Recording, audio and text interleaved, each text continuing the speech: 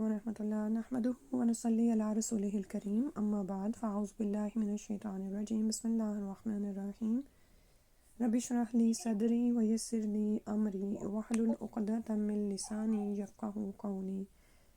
حسن المسلم میں انشاءاللہ آج دعا کا نمبر نہیں میرے پاس آ رہا، صفحہ نمبر آ رہا ہے 165، اور دعا کا نام ہے اپنے جسم میں تکلیف محسوس کرنے والا کیا کرے اور کیا کہے۔ نبی صلی اللہ علیہ وسلم نے فرمایا، جس کو جسم کے کسی حصے میں تکلیف ہو وہ اپنا ہاتھ درد والے حصے پر رکھے اور کہے بسم اللہ 3 مرتبہ اللہ کے نام کے ساتھ، اور پھر 7 مرتبہ کہے اعوذ باللہ وقدرتہ من شر ما اجد واحاذر، اعوذ باللہ وقدرتہ من شر ما اجد واحاذر، اعوذ باللہ وقدرتہ من شر ما اجد واحاذر۔ میں اللہ تعالیٰ اور اس کی قدرت کی پناہ چاہتا ہوں اس چیز کی برائی سے جو میں محسوس کر رہا ہوں اور جس کا مجھے خوف لاحق ہے۔ تو اس کو بھی انشاءاللہ ہو سکتا ہے آپ لوگوں کے عمل میں پہلے سے ہی شامل ہو۔ تو سب سے پہلا عمل تو ہمارا یہی ہونا چاہیے کہ جب بھی کوئی درد یا تکلیف آئے تو ڈاکٹر کا خیال تو بعد میں آئے، انسان کو اللہ سبحانہ تعالیٰ کی طرف ہی رجوع کرنا چاہیے۔ اور کچھ دن پہلے ہی میں حضرت عائشہ رضی اللہ عنہ کی ایک دعا پڑھ رہی تھی، عذب البأس رب الناس انت الطبیب و انت الشافی۔ تو اس میں آپ یہ دیکھیں کہ عقیدے کی بھی اصلاح ہے ہمارے، کہ یا رب العالمین، اے لوگوں کے رب، یعنی عذب البأس، یعنی اس کو تکلیف کو جو ضرر ہے اس کو آپ لے جائیں، آپ ہی طبیب ہیں اور آپ ہی شافی ہیں۔ یعنی اللہ سبحانہ تعالیٰ کے، یعنی طبیب کا مطلب ہے کہ ڈاکٹر حکیم بھی آپ ہی ہیں، آپ ہی کی جو بھی اذن سے دعا ہے وہ کام کرے گی اور آپ ہی شفا دینے والے ہیں۔ ٹھیک ہے، دنیا میں ڈاکٹرز تو بہت سارے ہیں، حکیم بھی ہیں، اطباء بھی ہیں، لیکن شفا اللہ کے حکم سے ہی ہوتی ہے اور اللہ تعالیٰ ہی شفا دینے والے ہیں۔ ٹھیک ہے، اور جب کوئی دوائی اس درد کے ساتھ میچ کر جاتی ہے اور اللہ سبحانہ تعالیٰ کا حکم ہو جاتا ہے تو پھر شفا حاصل ہو جاتی ہے۔ ٹھیک ہے، تو سب سے پہلا رجوع کیا ہے کہ اللہ کی طرف ہی رجوع کیا جائے۔ جو ہی درد ہو، یہی ہمارا اللہ سے تعلق ہے۔ ٹھیک ہے، کہ جو ہی درد ہو اس درد کے مقام پر 3 دفعہ بسم اللہ کہیں اور اس کے بعد 7 دفعہ یہ دعا پڑھیں۔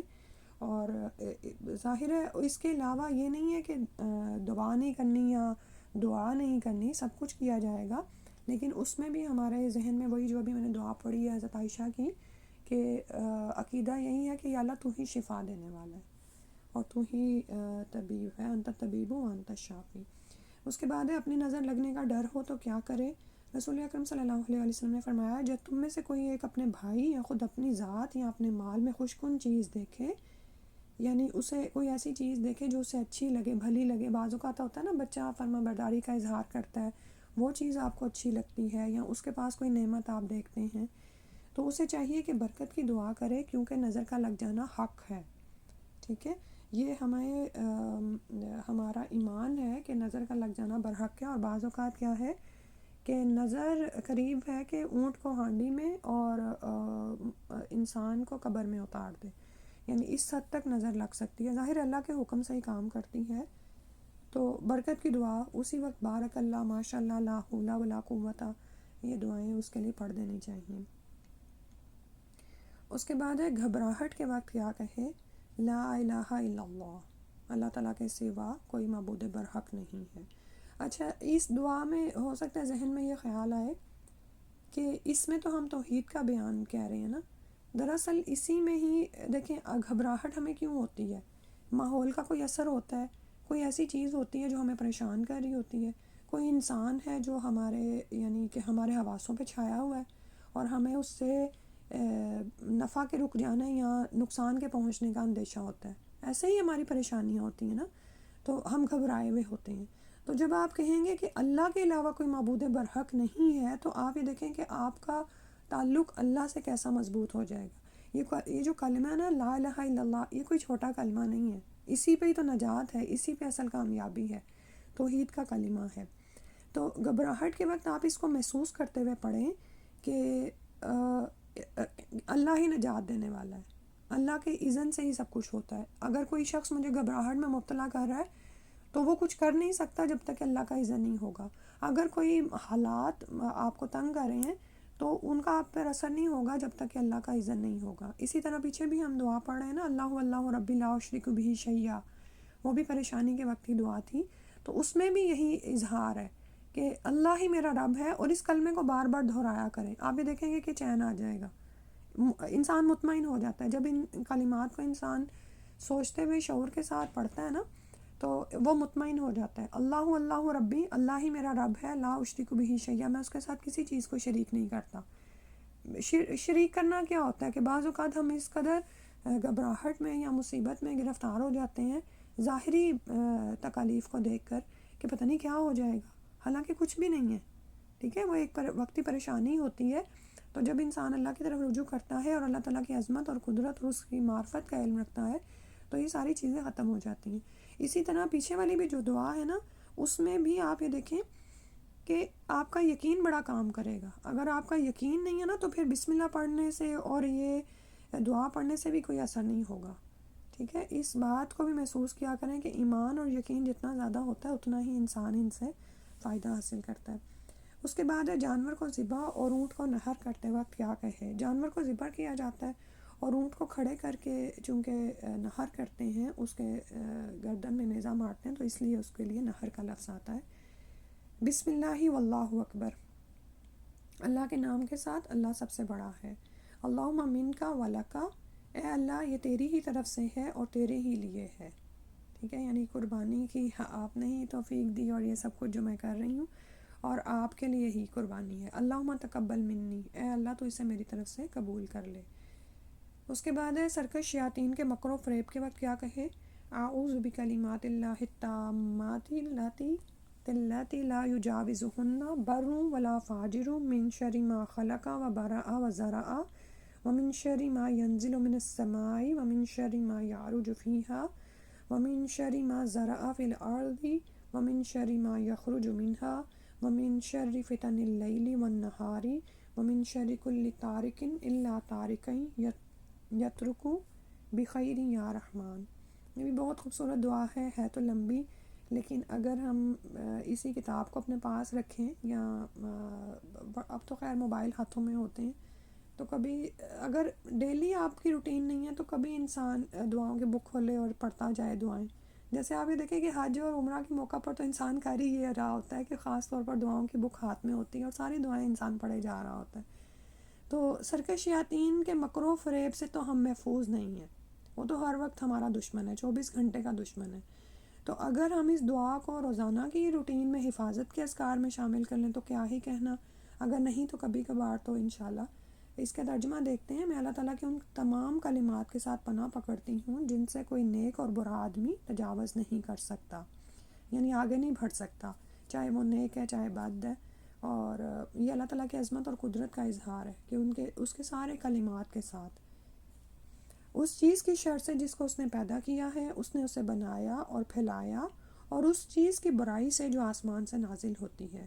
ٹھیک ہے، آپ جانتے ہیں نا کہ ہر مخلوق کے ساتھ خیر اور شر تو لگی ہوئی ہے نا. من شر ما خلق، یہی ہم کو سورۃ الفلق اور سورۃ الناس میں بھی ہم دیکھتے ہیں. تو اللہ تعالیٰ سے ہم مخلوق کے شر سے پناہ مانگتے ہیں. ٹھیک ہے، اور اس چیز کی برائی سے جو آسمان سے نازل ہوتی ہے، اور اس چیز کی برائی سے جو آسمان کی طرف چڑھتی ہے، اور اس چیز کی برائی سے جسے اس نے زمین میں پھیلایا، اور اس چیز کی برائی سے جو اس سے نکلتی ہے، اور رات اور دن کے فتنوں کی برائی سے، اور رات کو آنے والے کی برائی سے، مگر یہ کہ وہ آنے والا بھلائی کے ساتھ آئے. بعض اوقات ہوتا ہے نا رات کو کوئی آتا ہے اور ایک دم سے دروازہ کھٹکھٹاتا ہے. تارکن کا مطلب ہی جو ہے نا کھٹکھٹانے والا ہوتا ہے. اب وہ ہے نا سورہ طارق ہے، اس میں بھی آتا ہے. اور آپ یہ دیکھیں کہ طارق کا جو یہ مجھے ایک دم سے وہ یاد آیا کہ اب سائنس آپ کو پروف کر کے بتا رہی کہ یہ جو ستارہ نکلتا ہے نا وہ اس کے واقعی کٹکھٹانے کی آوازیں ہوتی ہیں. تو رات کے وقت کوئی بھی مہمان یا کوئی بندہ آئے تو آپ ذرا گھبرا جاتے ہیں. تو ہم اللہ تعالیٰ سے اس بات کی پناہ میں آتے ہیں کہ کوئی آئے رات کو اور ہمیں کوئی شر کی خبر دے، بلکہ یہ کہ وہ بھلائی کے ساتھ ہی آئے، اے نہایت رحم کرنے والے. ٹھیک ہے، تو اس میں جو ہیں جو بھی برائیاں ہمیں پہنچ سکتی ہیں کسی بھی مخلوق کے شر سے، وہ ساری یہاں پر بتا دی گئی ہیں کہ اللہ نے جو پیدا کیا اس کے ساتھ جو شر لگا ہوا ہے، اس نے اسے بنایا، پھیلایا، اور پھر اس چیز کی برائی سے جو آسمان سے نازل ہوتی ہے، مختلف طرح کی بیماریاں وبائیں بھی اترتی ہیں، کوئی شر ہمارے لیے اللہ نہ کرے اترے، اور بعض اوقات کوئی ایسی چیز جو آسمان کی طرف چڑھتی ہے، اسی طرح جو زمین میں پھیلتی ہے یا جو نکلتی ہے زمین سے، رات و دن کے فتنوں کی برائی سے، اللہ سبحانہ تعالیٰ ان سب سے ہمیں محفوظ فرمائے، آمین۔ اچھا، اگلی دعا بھی پڑھ لیتے ہیں، لیکن اس کو، یہ والی لمبی دعا ہے، اس کو بھی 2-3 دفعہ پڑھیے گا اور ضرور اپنے عمل میں شامل کر لیں۔ اس کے بعد ہے استغفار اور توبہ کا بیان۔ رسول اللہ صلی اللہ علیہ وسلم نے فرمایا، اللہ کی قسم بے شک میں اللہ تعالیٰ سے ایک دن میں 70 مرتبہ سے زیادہ بخشش طلب کرتا ہوں اور اس کے حضور توبہ کرتا ہوں۔ آپ یہ دیکھیں، ہم اپنی مجلس میں ہوتے ہیں تو ہم باتوں میں ہی مصروف ہو جاتے ہیں، لیکن رسول صلی اللہ علیہ وسلم اپنی مجالس میں بھی ذکر اذکار اور توبہ استغفار میں مشغول رہتے تھے، سبحان اللہ۔ اور آپ صلی اللہ علیہ وسلم نے فرمایا، اے لوگو، اللہ کے حضور توبہ کرو، بے شک میں ایک دن میں اس کے حضور 100 مرتبہ توبہ کرتا ہوں۔ ٹھیک ہے، تو یعنی انسان رسول صلی اللہ علیہ وسلم کی پیروی میں کوئی بھی استغفار کی جو تسبیح ہے وہ آپ 100 دفعہ تو پڑھ لیں، صبح و شام پڑھ لیں، فجر کے بعد اور عصر کے بعد، اور اس کو اپنی اس میں عادت میں شامل کر لیں۔ رب اغفر وتوب الی انک انت التواب الغفور، یہ ان کلمات کے ساتھ نبی صلی اللہ علیہ وسلم اللہ کی پناہ میں آتے تھے۔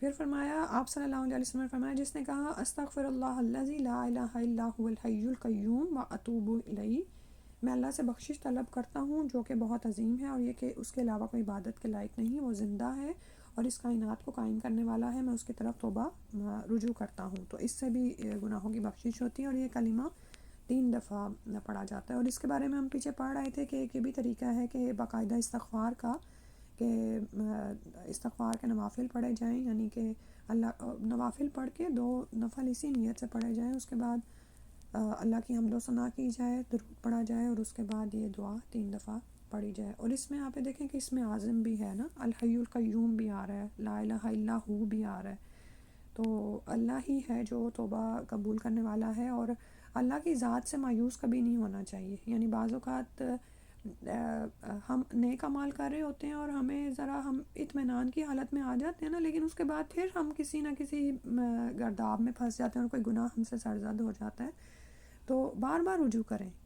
کوئی گناہ بار بار بھی اگر اللہ نہ کرے سرزد ہو رہا ہے تو کیا ہے کہ انسان اللہ کی طرف رجوع کرے جب تک کہ توبہ کا دروازہ نہیں بند ہوتا، یعنی اور وہ کیا ہے کہ انسان کی جان ہنسلی کو آ جائے، یا یہ کہ وہ موت کے آثار دیکھ لے، تو ادروائز تو یہ کہ صبح کا گناہ گار رات کو توبہ کر لے تو اس کی توبہ قبول ہوتی ہے، رات کا گناہ گار دن کو توبہ کرے تو اس کی توبہ قبول ہو جاتی ہے۔